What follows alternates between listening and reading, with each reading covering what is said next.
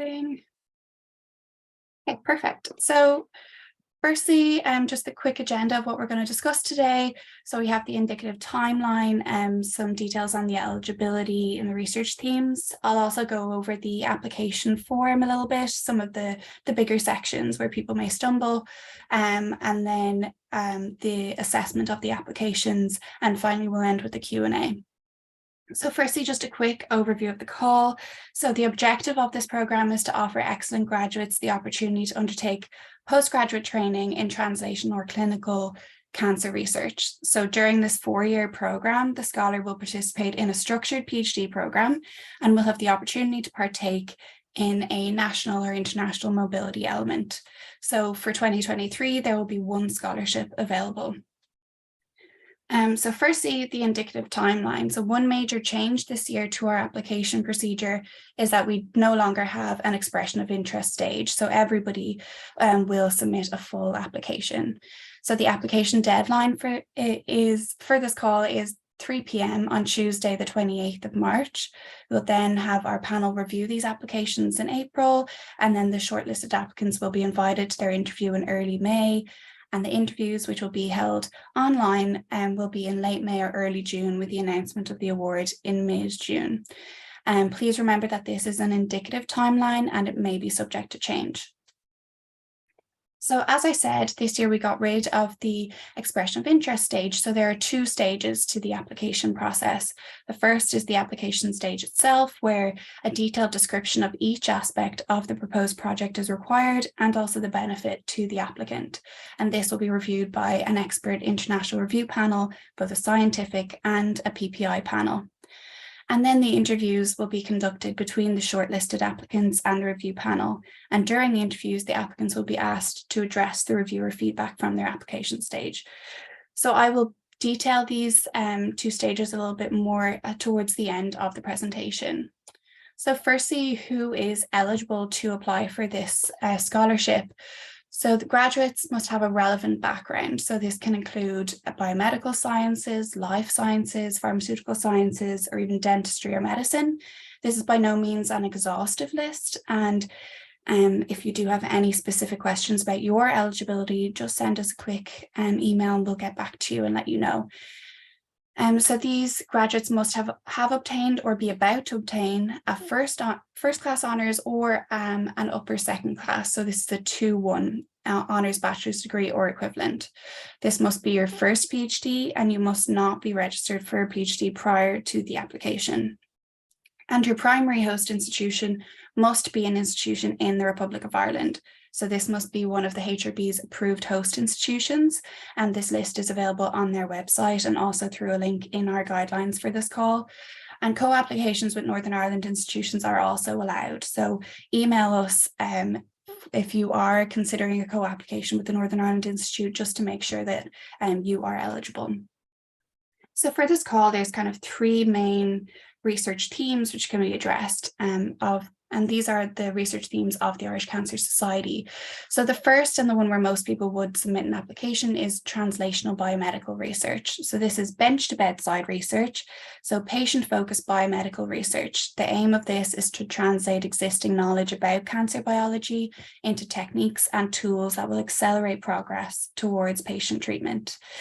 Then also clinical research or clinical trials. So trials are organised investigations in people to examine the benefits of new approaches to treatment and care. And then finally, these research projects may also address strategic priorities of the Irish Cancer Society. So this is a cross-cutting theme, and it really seeks to foster and grow research into areas of high unmet need in cancer.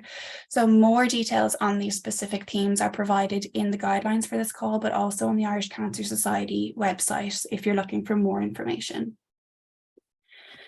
So here we just have a quick overview of the main sections in the application form. So this year, a real concerted effort was made to streamline the application process to make it as accessible as possible for applicants. So while it may look daunting that there's a lot of sections, a lot of them are actually quite short and quite straightforward. So today I'll just discuss some of the bigger sections in the application form, the ones where people may get a little bit caught up or require more information. So the first of this would be the research program, and this is one of the largest sections of the application form, and it's one of the most important. So this is where the specific details of the proposed project are to be completed. So this year the word counts have been shortened to make it as accessible as possible. So this section consists of the basis for research. This would be the background to your research. Here you can also upload supporting figures if you have previous data to support your application. Then hypothesis names, methods, and your references. The next section is the Gantt chart. It is crucial that you also include PPI initiatives and mobility element timelines within your Gantt chart. This section will be assessed by both the PPI panel and our scientific panel. We also have a SWOT analysis of your proposed project, which is quite short and straightforward, but will help you to streamline your application and to clarify your main objectives. Also, any ethical approval if required. And then finally, the research environment. So this really addresses how the group you've chosen to do your project in, or the environment, is best placed to support you, the applicant, as well as the proposed project. So the next big section where people can find a bit challenging is the mobility and capacity building element. And this is really a wonderful opportunity for scholars to aid in their personal progression and professional development. So there's €5,000 available for this mobility and capacity building element. And the main aims of this is to facilitate academic and clinical networking, to encourage national and/or international cooperation and collaboration, but really importantly, to promote the development of new skills and perspectives in the scholar themselves. So there's two main options for the mobility and capacity building element. The first is the mobility element. So this is a substantial mobility element of up to 3 months in duration at either a national or an international research group or lab. And this would be typically conducted during the first half of the scholarship. This is the option which most people would choose to progress with. Second option is a non-mobility initiative. As we know that travel is not always feasible, they can also choose to stay within their institution. So this would be a substantial and distinct non-mobility project-based initiative that facilitates academic and clinical networking, encourages cooperation and collaboration, and also promotes, again, the skills within the scholar themselves. So quickly, just an example of a mobility element. So here we have Rebecca O'Brien. So she received our Irish Cancer Society PhD scholarship in 2018. And so last year, Rebecca is based in Trinity College, but last year she went over to Oxford and undertook her mobility element in the lab of Monica Encino. So this was very relevant to her project, and she went to visit one of the world leaders in this area. So Rebecca chose to spend 1 month over in Oxford, and during this time she published a commentary article in collaboration with the PI of the Oxford lab, which was relevant to her PhD. So this is an additional publication with a leading expert in the field, and it's a wonderful example of utilising this mobility element to aid the professional development of the scholar. Also in this 1 month placement, Rebecca was able to learn novel experimental techniques and perform experiments for her PhD, which she wouldn't have been able to do in her home institution. So through this mobility, Rebecca was able to take the new techniques which she learned back to her home lab and disseminate that knowledge between her group as well.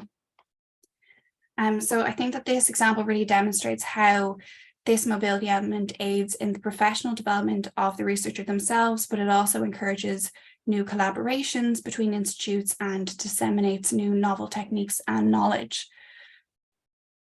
Another section which is vital to this application form is the public and patient involvement section, so PPI. So what is PPI? So research being carried with or by members of the public or patients rather than to, about, or for them.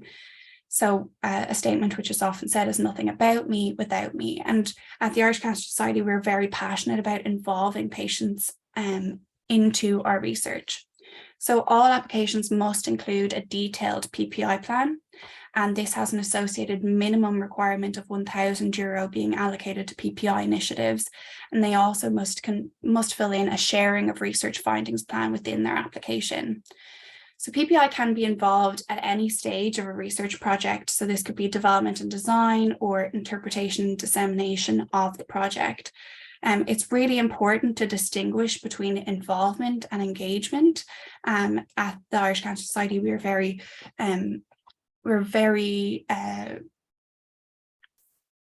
really want to take pride in the PPI involved in our projects, so it's crucial that you pay attention to this section.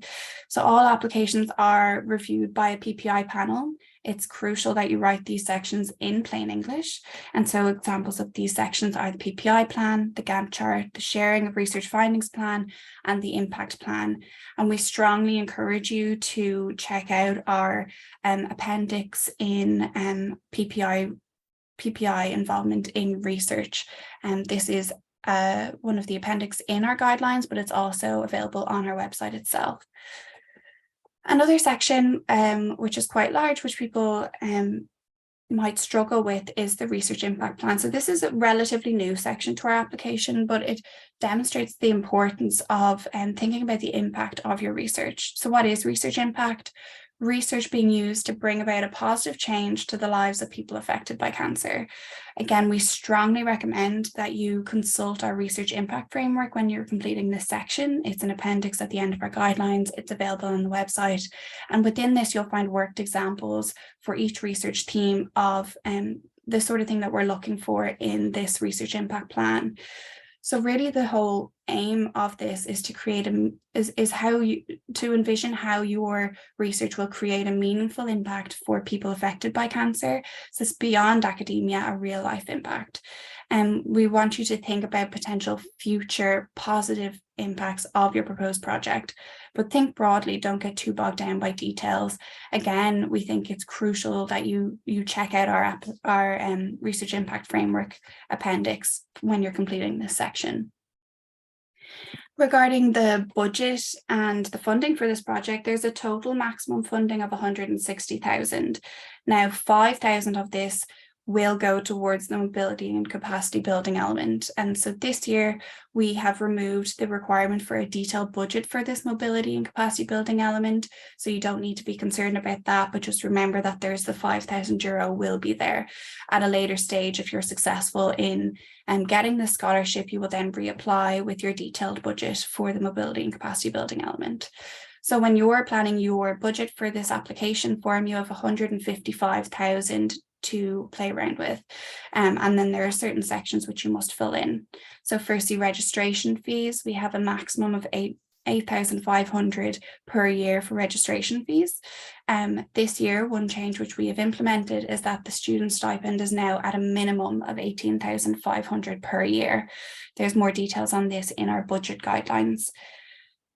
We also, as I previously mentioned, you're required to have a PPI budget with a minimum of 1,000 allocated for PPI initiatives. And then finally, travel and dissemination and running costs, such as your consumables for your experiments, you need to divide the money between this. Again, please consult our budget expense guidelines in our the appendix of our call guidelines. Excuse me. As I mentioned earlier, there's a two-stage review process for this. So we have patient reviewers and also scientific reviewers reviewing all stages of our application process. So firstly, with the full application, our PPI reviewers will be reviewing your PPI plan, but also the Gantt chart, which is in your research program section, the research impact plan, and also the sharing of research findings plan, while the scientific reviewers will assess the applicant supervisor details, the research program, including Gantt chart, the mobility and capacity building element plan, and also the research impact plan. So that research impact plan is the only section which will be assessed by both the PPI and the scientific review panel. And then at the interview, we will have members of both the PPI and the scientific expert panel present. So some more details about where the reviewers will be basing their scoring. So the PPI reviewers score applications based on the rationale of research, the importance of the research to people who are affected by cancer, the clarity and feasibility of the PPI plan, the understanding of the importance of PPI by the researcher, the strength of the patient involvement, and how the research aligns with the Irish Cancer Society research themes. So the scientific reviewers will then score applications based on the academic and personal achievements of the applicant, and the strength and the suitability of the proposed supervisors, the feasibility and scientific merit of the research, including the research environment, the applicant's commitment to cancer research, and the endorsement from the applicant's referee. So a quick summary of some of the changes to our application this year. Firstly, there's no expression of interest stage. As I mentioned, we're going straight into full applications. The application form is more streamlined and a bit more simplified with shorter word counts. And we also have reduced the requirement of references for the applicants. You only require one reference this year. The mobility and capacity building element remains as part of the application form, and you are required to submit this plan. However, no budget breakdown is required at this stage, and you don't need a letter of support from a potential collaborator. And this gives the applicant a little bit more leeway if they are conducting their research and they find another lab or something that they'd be more interested in going to when they're conducting the research. And then, as I mentioned, this year we have made 18,500 the minimum stipend for the scholar. So just a quick overview of what I've talked about today, a quick overview of the call, the eligibility and the research themes which are eligible, a quick overview of the application form itself, including some of the larger sections of the form where people may struggle, and also the application assessment. Before the webinar, we had asked people to submit some questions to us. So I have some questions already ready to go, which I'll address now. But if you do have further questions, please put them into the Q&A box and myself and Rebecca can address those for you. So one question which we often get asked is, are only candidates with a first chosen for this scholarship? So as I mentioned, no, you must have obtained or expect to obtain a second class honours, so a 2-1 or higher in your undergrad degree. If you don't have a 2-1 in your undergrad, we are also accepting people who have a merit or a distinction in their master's degree. So this gives you another opportunity to apply. Our scholarships open to international students, either EU or non-EU. Now, this scholarship is open to those once they are eligible to study in Ireland, but it's important to consider that the Society will only fund fees up to a maximum of 8,500 per year. And for international students, these fees may be higher. Is the scholarship available for students to study abroad? No, the research must take place at a host institution in the Republic of Ireland. So this must be one of the HRB's approved host institutions, as I mentioned earlier. However, students can go on that international mobility placement for up to 3 months, which may give an international placement there. Are institutes in Northern Ireland eligible? So the Irish Cancer Society supports all cancer research on the island of Ireland, and we do encourage collaboration. So while the primary host institution and supervisor must be in the Republic of Ireland and must be one of the HRP's approved host institutions, collaborations with institutes in Northern Ireland are possible. So if you are thinking about having a collaboration with the Northern Ireland Institute, just send us a quick email at grants@irishcancer.ie to further discuss your eligibility. And another question which we got was, do you have any additional advice for the application? So it's vital that you give the application the time and effort that it deserves and not to rush it.